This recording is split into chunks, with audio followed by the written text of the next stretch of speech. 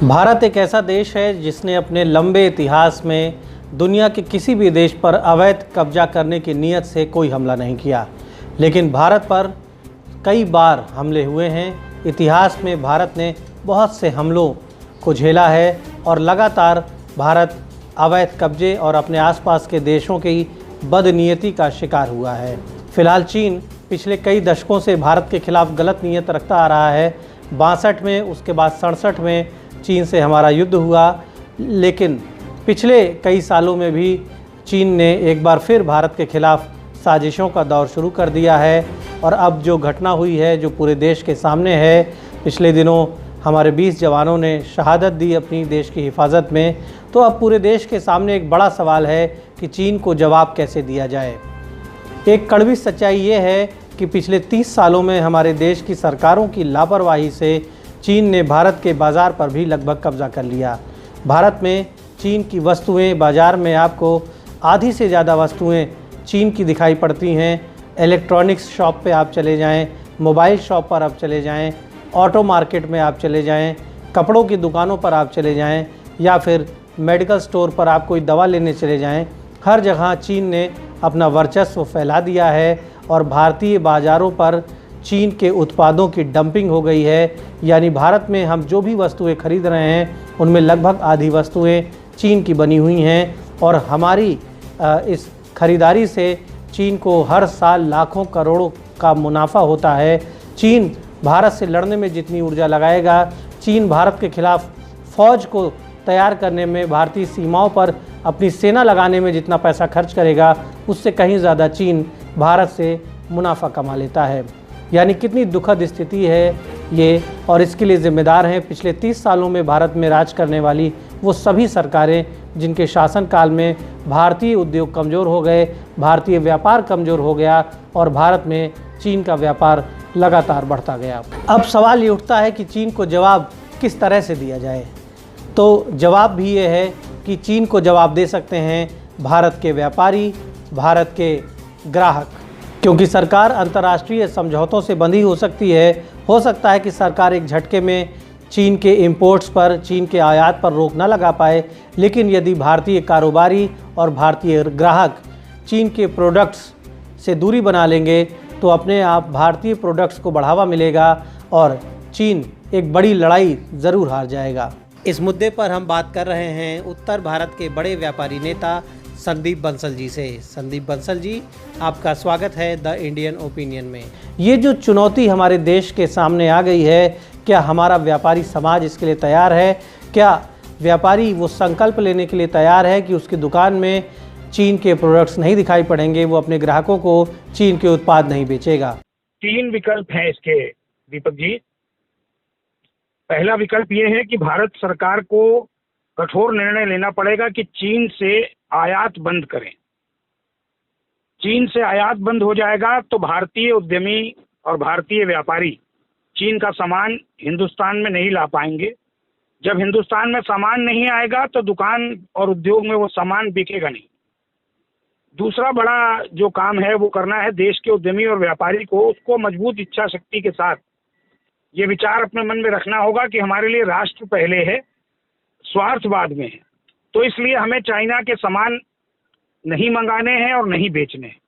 और तीसरा काम करना होगा देश की जनता को, जिसको ये ध्यान रखना होगा कि सेना तो लड़ रही है सीमा पर, लेकिन हमें आर्थिक मोर्चे पर लड़ना है और चाइना के प्रोडक्ट्स का इस्तेमाल करना बंद करके उसको मुंहतोड़ जवाब देना है।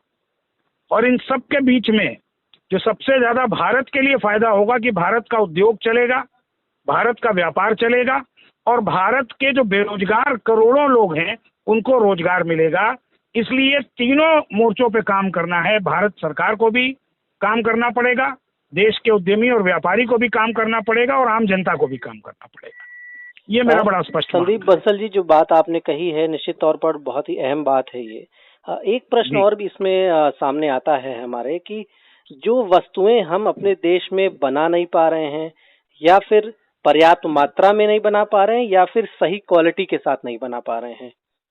इलेक्ट्रॉनिक्स और आईटी के सेक्टर में लगभग 40 से 50%, कुछ वस्तुओं के मामले में 60 से 70% निर्भरता हमारी चीन पर हो गई है। तो हमारे देश के जो मैन्युफैक्चरर्स हैं, जो सक्षम कारोबारी हैं, जो बड़ी-बड़ी फैक्ट्री संचालित करते हैं, क्या आप मानते हैं कि हमें जैसे मोबाइल फोन्स का मसला हो, कंप्यूटर्स का मसला हो, तमाम इलेक्ट्रॉनिक उपकरण, तो वहां पर हम लगभग 60 से 70% निर्भर हो गए हैं। तो हमारी बाजार में उन चीजों की न्यूनतम सप्लाई बनी रहे। मेडिकल के क्षेत्र में तमाम दवाएं ऐसी हैं जिनमें बिल्कुल आपका जो आकलन है बहुत अच्छा है, बहुत सटीक है। सही बात यह है कि क्या जब चाइना के उत्पाद देश में नहीं आते थे तो हमारे देश में सामान ये बिकता नहीं था? ऐसा नहीं है, क्योंकि चाइना ने सस्ता देना प्रारंभ किया। चाइना ने, मैं आपको एक उदाहरण बड़ा ऐसा दूंगा कि जो आप स्वतः स्पष्ट हो जाएगा। हमारे उत्तर प्रदेश के बड़े बड़े इलेक्ट्रॉनिक और इलेक्ट्रिकल्स के प्रोडक्ट बनाने वाली कंपनियां हैं जो पहले खुद अपनी फैक्ट्री में सामान बनाती थी। मैं ज़्यादा दूर नहीं जा रहा हूँ, हमारे चैंपियन इलेक्ट्रिकल्स हैं, मेघदूत इलेक्ट्रिकल्स हैं, जो पूरे यूपी में, पूरे प्रदेश में, देश भर में उनका काम है। लेकिन जब उन्होंने देखा कि उनकी लागत जो आ रही है अपनी फैक्ट्री में बनाने के बाद, वो चाइना से मंगाने के बाद भी ज़्यादा है, तो उन्होंने चाइना से मंगाना शुरू कर दिया और अपना ब्रांड नेम बना करके बेचना शुरू कर दिया। लेकिन जब भारत सरकार आयात पर रोक लगा देगी और ये निश्चित हो जाएगा कि अब चाइना से हम सामान नहीं खरीद के ला पाएंगे, चाइना से हम रॉ मटेरियल नहीं ला पाएंगे, तो हम भारत में बनाएंगे। भले वो थोड़ा महंगा होगा, तो जनता को भी ये बात स्वीकार करनी पड़ेगी कि अगर हमारे स्वदेश का बना हुआ सामान है और 10 की जगह 11 रुपए का मिल रहा है तो हमें लेना है। उस चाइनीज प्रोडक्ट से बेहतर है और चाइना को मुंहतोड़ जवाब देने का तरीका है। बिल्कुल आपने सही कहा, और आपका जो पॉइंट है वो बड़ा क्लियर है और लॉजिकल है कि जब आप सप्लाई चीन से, जब आप इंपोर्ट बंद कर देंगे तो अपने आप वैकल्पिक व्यवस्थाएं देश में तैयार होने लगेंगी। मैं तो कल का इंतजार कर रहा हूँ जिसमें जी, मैं तो प्रधानमंत्री जी के निर्णय का इंतजार कर रहा हूँ जो कल उनको लेना है। हम लोग लगातार विरोध कर रहे हैं चाइना के सामान इस्तेमाल ना किए जाएं, चाहे दीपावली का समय हो, चाहे होली का समय हो। और खासतौर पर अखिल भारतीय उद्योग व्यापार मंडल पिछले 7-8 सालों से लड़ रहा है बहुराष्ट्रीय कंपनियों के खिलाफ भी कि एफडीआई इन रिटेल पे भी अंकुश लगे और चाइना के प्रोडक्ट पर भी अंकुश लगे।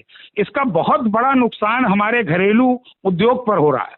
उद्योग हमारा घरेलू बंद हो रहा है। इसलिए इसको जिंदा रखने के लिए एक बार ये कड़वा घूंट हमें पीना पड़ेगा और चाइना के जो उत्पाद हैं उनको भारत में आने पर प्रतिबंध लगाना होगा और आयात को पूर्णतः रोकना होगा। ये कठोर कदम भारत सरकार को उठाना ही पड़ेगा। बहुत बहुत धन्यवाद आपका संदीप बंसल जी। तो ये थे संदीप बंसल, व्यापारी नेता, जिनका ये कहना है कि व्यापारी समाज पूरी तरह से एकजुट है।